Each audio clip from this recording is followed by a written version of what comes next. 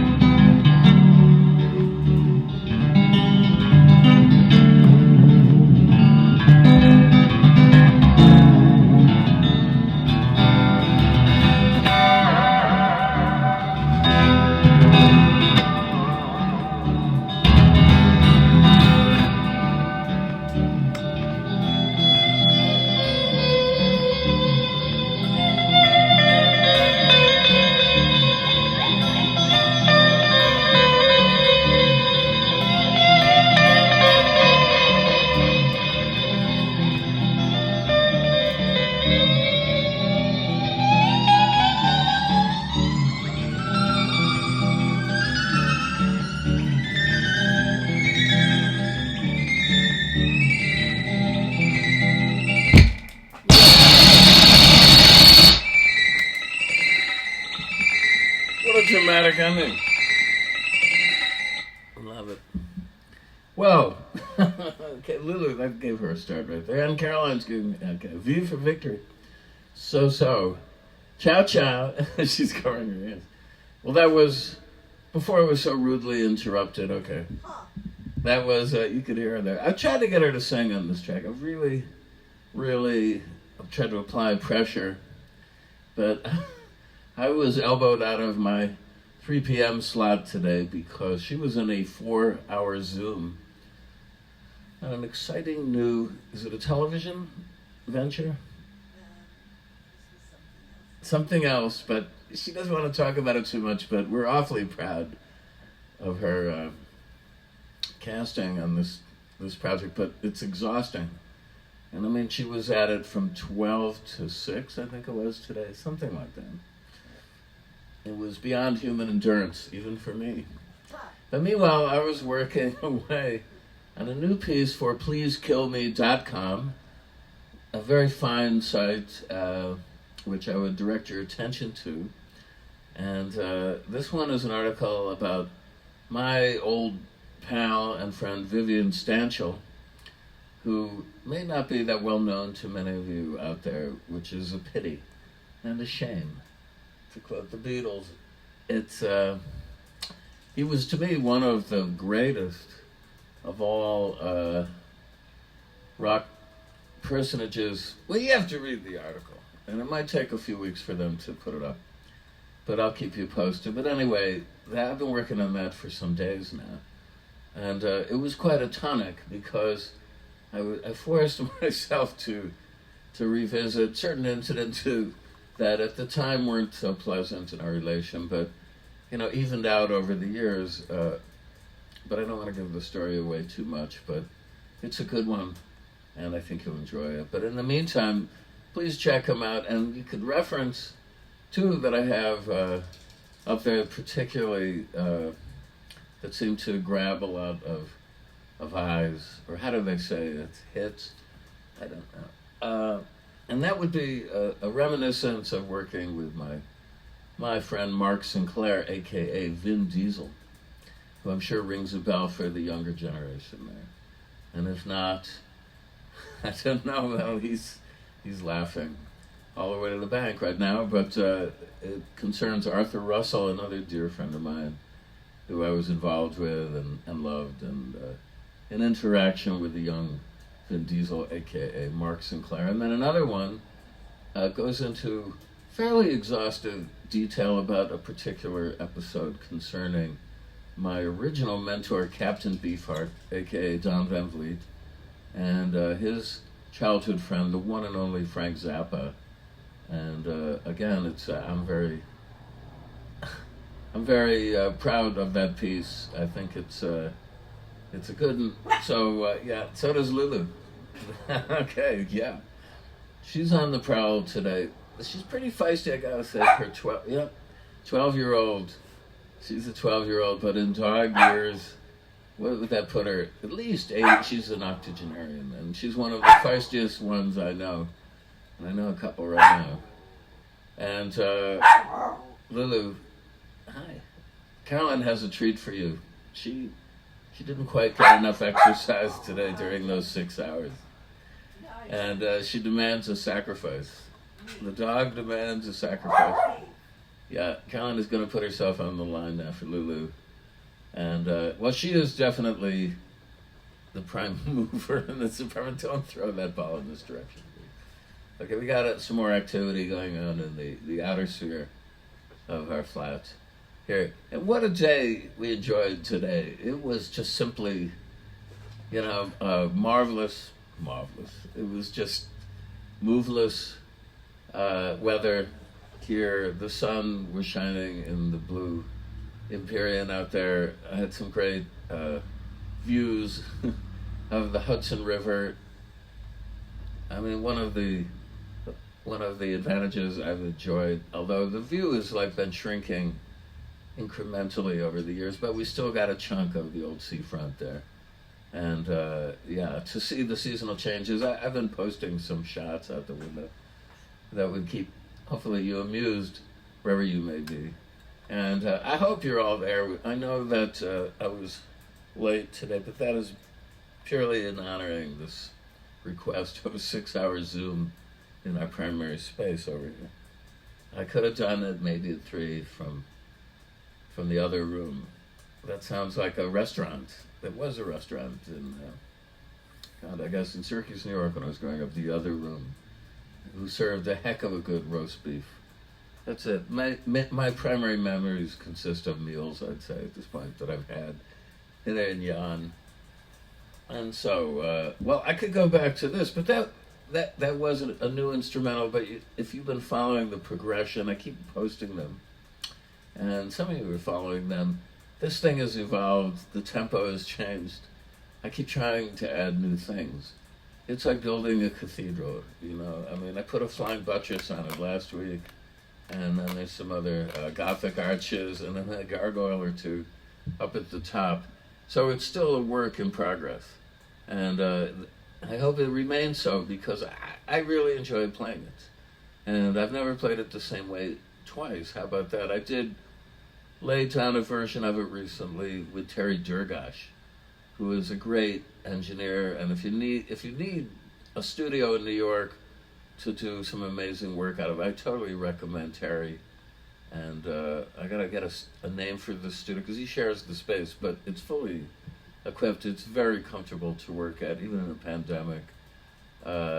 That's the other news. I don't know. They seem to have relaxed the mask wearing mandate here in New York.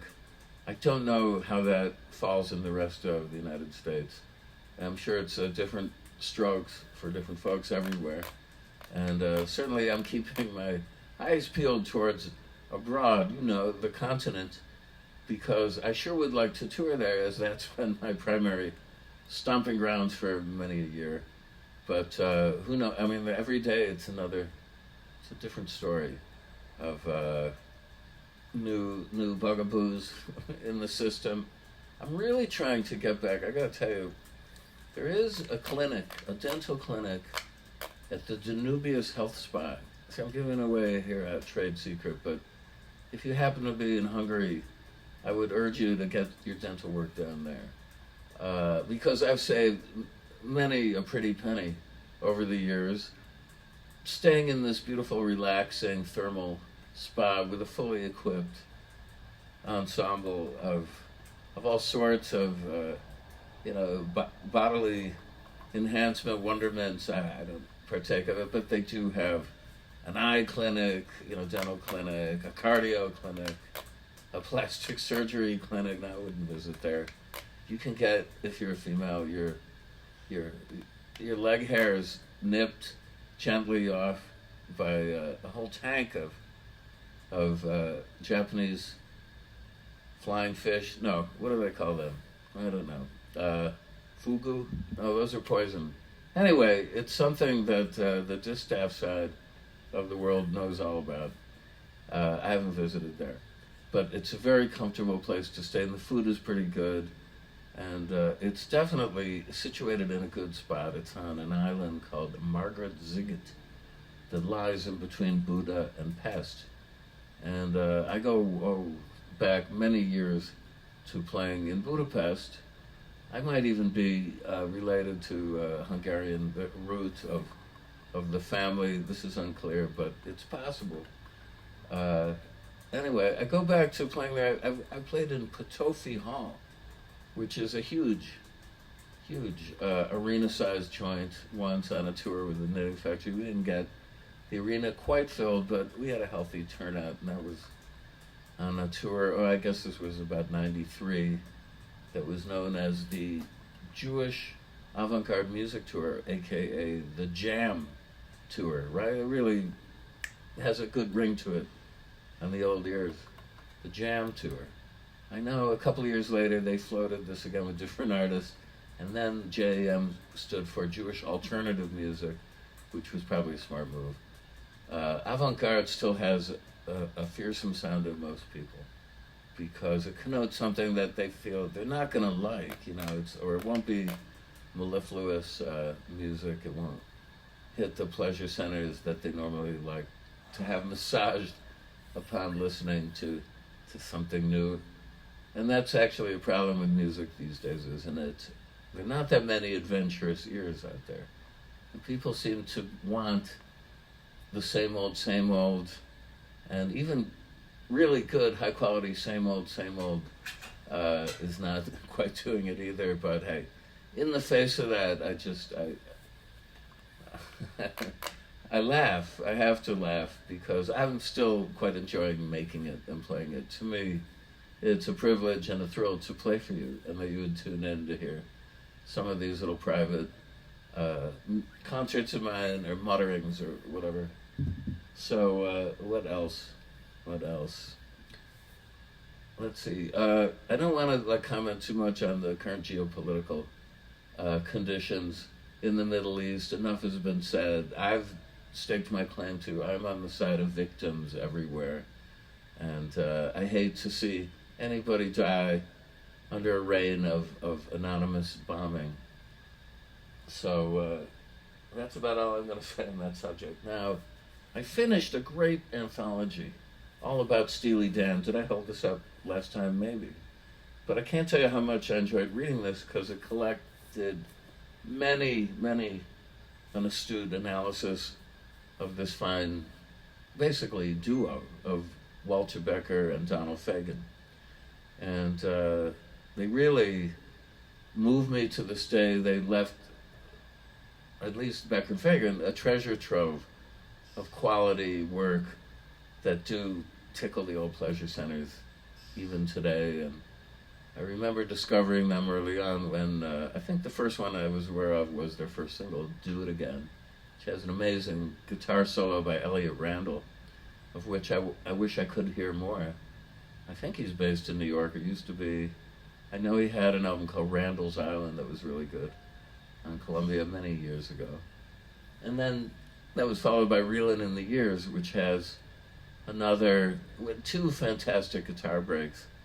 And the other guy I want to mention who's not so sung, remains largely unsung in their story, is a guitarist, a jazz guitarist basically, Denny Diaz, who plays the electric sitar on Do It Again, who has one of the most fluid touches in all guitarology that I know, and always interesting to hear his cascades of notes and his ideas jamming on their tunes. And apparently he was the actual original third member in this band, because Becker and Fagen got out of Bard College and answered an ad in the Village Voice, I think, for a bassist and keyboardist.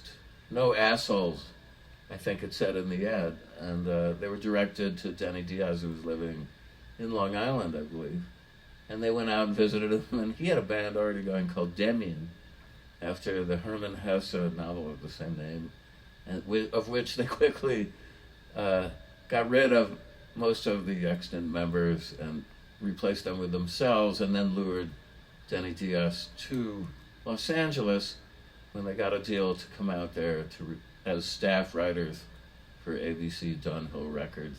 Not one of the most notable labels at the time, and the rest is history. They quickly put a group together and got in Jeff Skunk Baxter and Jim Hodder, and they had quite a formidable lineup. Their early television appearances are great. They even had an extra singer at the time, like Dave Palmer. I gotta go back, no offense. But anyway, their whole story is great, and they just continued on and on. I know that when I lived in Taiwan, I would get every Steely Dan album as it came out for the amazing price of 25 cents on the basically the black market of Taiwan. There was no copyright laws being enforced, and so whatever came out that was at all of a commercial nature got instantly bootlegged as a cheapo cassette over there. And they would somehow Xerox the artwork or do whatever they did to lift the graphics and just sell them without paying royalties anywhere. But once I got over there in 1975, I really got deeper and deeper into this group. Katie Lyde came out. I was smitten. And let's see, that's about it. I'm almost run out the clock here. I could go on and on, but you should read this book if you're a fan, or if you're not a fan. The stories are amazing. Walter Becker died a couple of years ago, and that was sad. I do have one Walter Becker story. When I arrived in Manhattan in the spring of 1977, on the way back from Taiwan, which is a good story, I was up near CBS Records. I think my first wife, Ling, and I had gone to visit Susan Blond up there, who was a publicist, God bless her. And she's still going strong. And anyway, so we were there in Midtown, and we were about to cross, I guess it was 54th Street and 6th Avenue, near the CBS building. And coming at us from the opposite side was Walter Becker with a friend. His look was unmistakable. He had very long, down below shoulders, straight hair, and this kind of Fu Manchu beard and mustache.